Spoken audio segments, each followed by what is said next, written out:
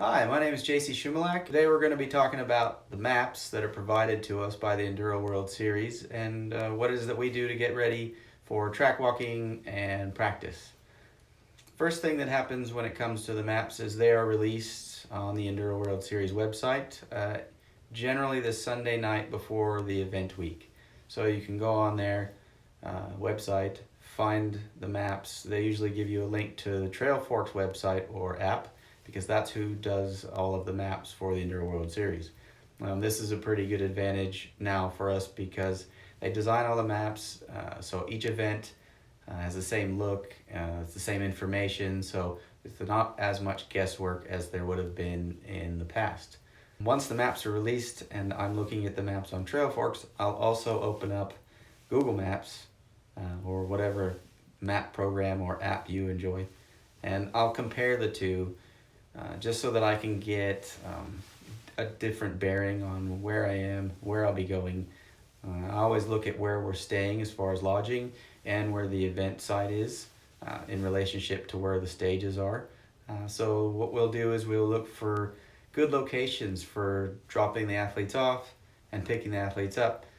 This, particularly during track walk, we want to know how close we can get them to each stage at the top and at the bottom. So we don't want them to spend too much time walking unnecessary distances or elevations. So we try to get them as close as possible within reason. You don't ever want to use private roads and stuff like that, but we try to get them as close as we can. Okay, so the first thing you're going to want to do to check out the maps and figure out where you're going is go on the Enduro World Series website and go to the race events page. That will give you a listing of all the events happening in that race season. We're going to go ahead and use the 2019 race season because it happened already and the maps are still available to us. So let's pick Madeira, Portugal, and that will take us to the main page for the EWS in Madeira. If you scroll down the page, you can find all kinds of stuff like schedules and race documents and contacts and all that kind of good stuff. Here's the trail maps link, so you click on that. And here's the little Trail Forks logo. You'd normally click on that. We've already opened the page, so let's just go and check it out. Here's day one. Madeira was a 2-day event, so there's double the maps to enjoy. We'll just look at the first day of the maps. This could shows you elevation changes, so liaison up most of the time, stage down, maybe with some up and down in a stage, just to keep things interesting. You got all kinds of information. You can see other tracks and photos, because some of the tracks at any given event are already racetracks or tracks that they've used for maybe a downhill race or an enduro, a national enduro or something like that, or they're just trails that people have ridden and put up on Trail Forks. So what I like to do is open the map to the full screen. I like to close the trail list because I'm not interested. And then you can look on here and you can see, so first day, 3 stages. Stages are colored other than yellow, so we've got a red, purple, and a blue. And then the yellow is all of the liaison. So as you can see, that's a lot of a liaison for 3 stages. So we can zoom in and you can find, okay, here's the first stage. Here we go. Stage goes all the way up this mountain and starts way up here, which doesn't look far, but when you drive it and you ride it, it's ridiculously far. So in 2019, it was pretty cool because when we went there, we stayed just right in this little area, which was great because it was near the end of one of the tracks, and also because the race hub was just here in this bay, and so were a number of really good restaurants and a nice promenade to walk in and check out the beach and the local stuff. So what we'll do is, why don't we just pick a stage? So since we're just here with number 1, let's just pick stage number 1. And you're looking for a place to drop athletes off and pick athletes up. The one thing that we should always make sure we check on is whether or not the event has given us specific locations for drop-off and pick-up points. Some events, they do provide those, and so during practice, you must use those locations to pick them off and drop them up.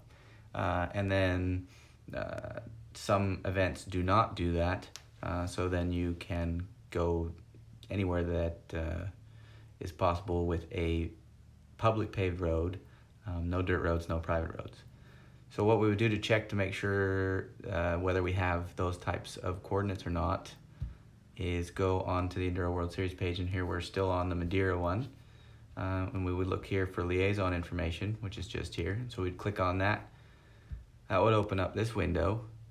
And once this window's open, you can scroll down and it's just gonna show you here. Okay, so during practice, here's where specific GPS coordinates for stage 1 for dropping off where the stage start is, because it's not where you're dropping them off. They have to ride to where the stage start is.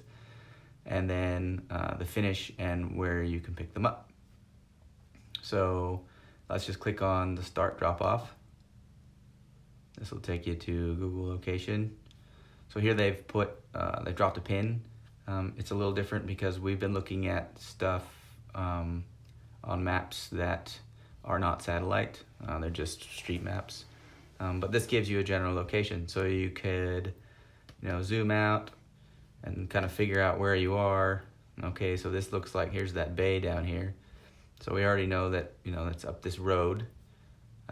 So in that instance, for dropping them off for practice, okay, I just go here.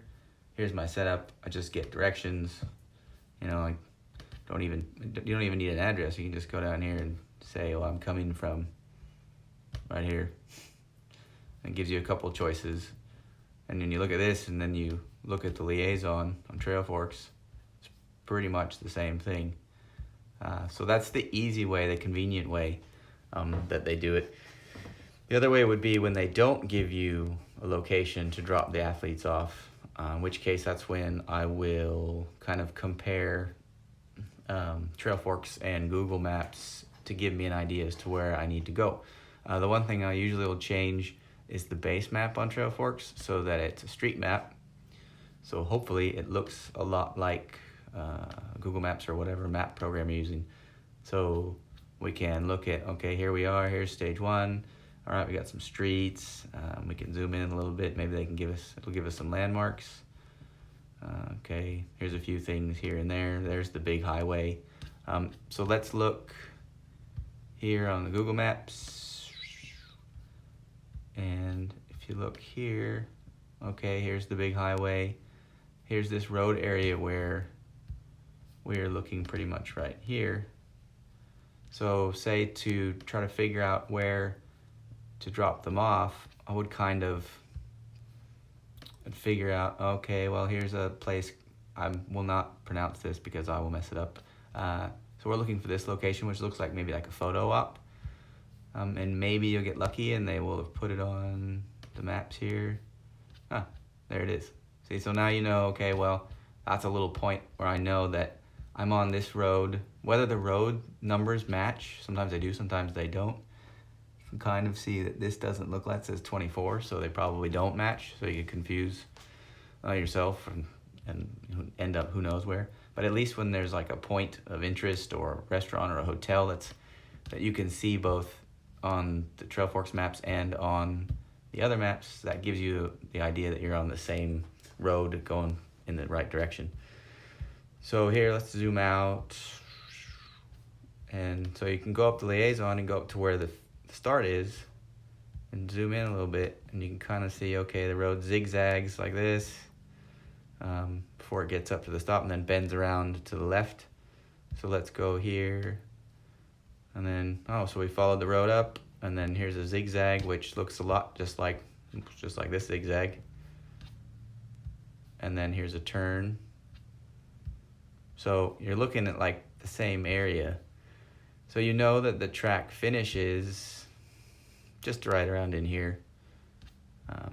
You're gonna see liaison signs as well when you're going up. So a lot of times that helps you too. When you're driving, you don't necessarily need to follow the directions exactly. If you see liaison signs, that makes life a little bit easier. But if you don't, you can just click on the maps where you think it's gonna be. And it's kind of hard to see, but down here at the bottom of the screen, it gives you GPS coordinates. So you could plug those in to your phone, to your iPad, whatever you got, and that would allow you to get directions. So then, okay, we've got a point. Obviously, it's not exactly there, but it's pretty darn close. So then we can go down here and say, okay, we're staying right, let's just say here. And then just like when they gave us the GPS coordinates that took us right to the map, this does the same thing. So now we go and driving, we're driving. Okay, perfect. So there we are. So it's either you can drop them off here for practice when they give you specific GPS coordinates like they did on these maps, or you can drop them off as close as you can without driving on a private road or an unpaved road. So no dirt roads, no gravel roads, only public paved roads. So yeah, it's not always easy. I'm sure there's other mechanics and athletes and team managers and organizers that do it different than I do.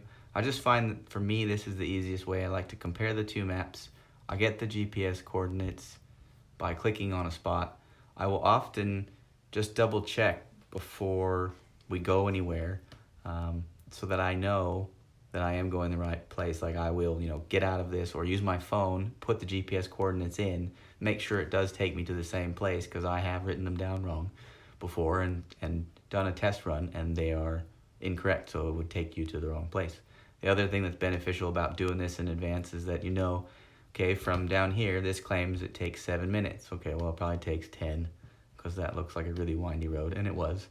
So, it's going to take you 10 minutes or so. So if the guys want to start practice right on time, or they want to wait a half an hour so that the track gets burned in a little bit, okay, well, they want to be there 30 minutes after practice has started. Give yourself 10 minutes to get to the top, maybe another 5 minutes to get out, and then however long it would take them to get. If the start is right here, then you don't need any extra time. But if the start's 10-minute pedal, then you kind of have to do some guesswork on that too. So thanks for watching my video on reading EWS maps, and I hope some of the information comes in handy at some point. Doesn't have to be just for EWS races. It can be for national enduros, your local enduros, just whatever. I hope some of the information gives you a tip or two and makes your life a little bit easier. If you have any questions or suggestions regarding other topics that you'd like to know about, please just leave them down below in the comment section somewhere. Is it on this side of the screen or this side of the screen or just in the middle? I have no idea. I hope everybody's doing okay and getting out on their bikes. Thanks a lot. Talk to you later.